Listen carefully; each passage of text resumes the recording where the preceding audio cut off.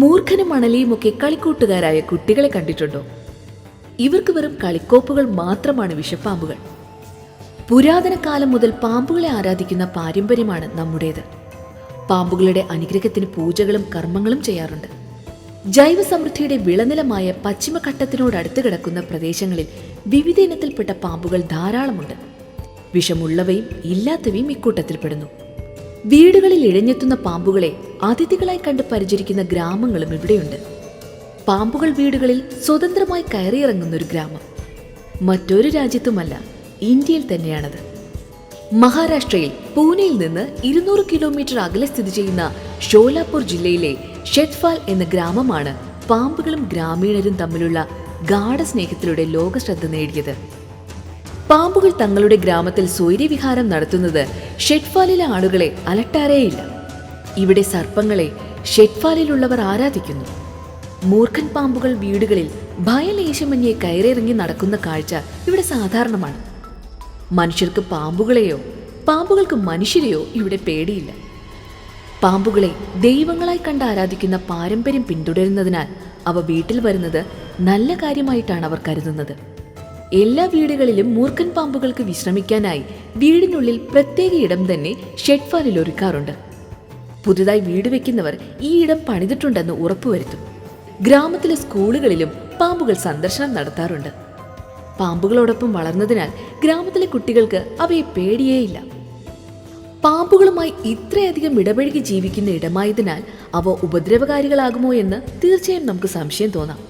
എന്നാൽ ഇവിടെ ആളുകൾ പാമ്പുകളെ ഉപദ്രവിക്കാത്തതുപോലെ അവ തിരിച്ചും ആളുകളെ ഉപദ്രവിച്ച ചരിത്രമില്ല.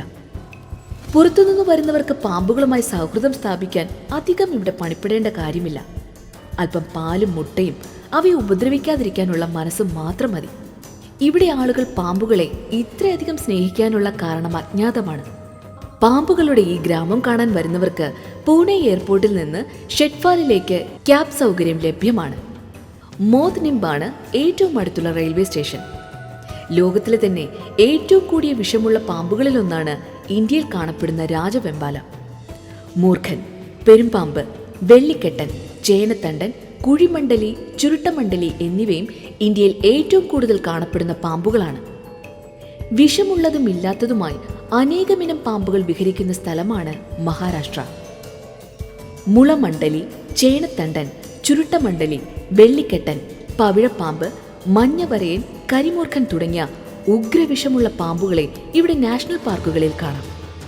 പൂച്ചക്കണ്ണൻ പാമ്പുകൾ എന്നറിയപ്പെടുന്ന വിഷമില്ലാ പാമ്പുകളുടെ വിവിധ ഇനങ്ങൾ സഞ്ജയ് ഗാന്ധി നാഷണൽ പാർക്കിലുണ്ട്.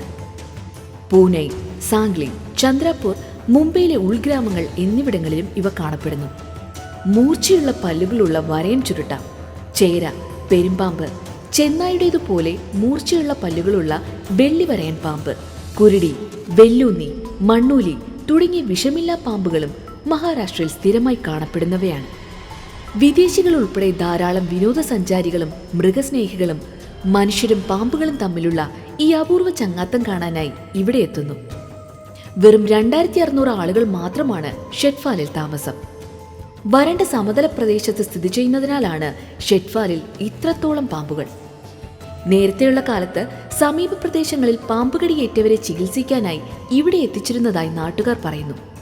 എന്നാൽ ഇത്രയധികം പാമ്പുകൾ ഇവിടെ വിഹരിച്ചിട്ടും ഷെറ്റ്ഫാൽ ഗ്രാമത്തിൽ ആർക്കും പാമ്പുകടിയേറ്റിട്ടില്ല എന്നാണ് നാട്ടുകാർ അവകാശപ്പെടുന്നത്.